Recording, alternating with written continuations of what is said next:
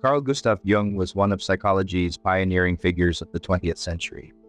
He was a radical and inspirational psychologist and thinker who developed a characteristic and unique way of understanding the human psyche and its functioning.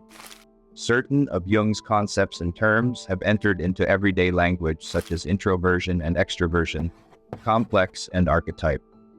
More significantly, he founded a system of thought which has directly helped very many people and indirectly influenced countless more, as well as having entered and influenced mainstream culture itself. Carl Gustav Jung was a Swiss psychiatrist and psychoanalyst who founded the idea of analytical psychology. Jung was born in 1875 near Lake Constance in Switzerland. His father was a village pastor, something that gave Jung a unique insight into Christianity. He married in 1903 and had 5 children. Jung trained as a psychiatrist and worked at the Burgholzli Hospital in Zurich, where he came across Sigmund Freud's work, in which he was immediately interested. After a period of correspondence, Jung became an uneasy pupil of Freud's. They collaborated in setting up and popularizing Freud's psychoanalysis in its difficult early years, when this radical new understanding of the mind was meeting much opposition. Jung was openly acknowledged as the heir apparent to Freud's legacy for a while, until the differences in their theoretical positions and personalities became manifest, and they split irreconcilably in 1913.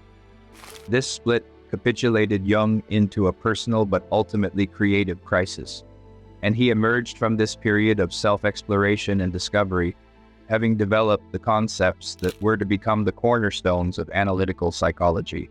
Jung was a complex and controversial character, probably best known through his autobiography Memories, Dreams, and Reflections. Actually, it was dictated to his assistant Agnella Jaffe, who had a significant influence on the form and content of the book, omitting what she felt inappropriate. Jung had his own shadow side, and his relationships with women and his alleged anti-Semitism in the war years have been discussed extensively. He died in Küsnacht, Switzerland in 1961. However, his legacy lives on with the SAP and across the world, where his ideas remain a part of society's collective thinking. The core of Carl Jung's theory system was the belief that the whole of the individual's experience should be respected and included, rather than aspects being pathologized or disavowed. This included the individual's unwanted shadow aspects, such as, for example, their aggressive, envious, destructive qualities, as well as their spiritual longings and experiences. Jung's was a vision that embraced the heights and depths of human experience. The most famous idea of Jung's is his recognition of the psychological value of spiritual experience, particularly in an era where traditional religious belief was waning and church attendance across Europe was declining. Jung recognized that these spiritual longings, beliefs, and experiences stemmed from the psyche's intrinsic striving toward wholeness, which required that the individual move beyond and expand their everyday view of themselves, opening themselves up to the functioning of the deeper psyche and the functioning of what he called the self.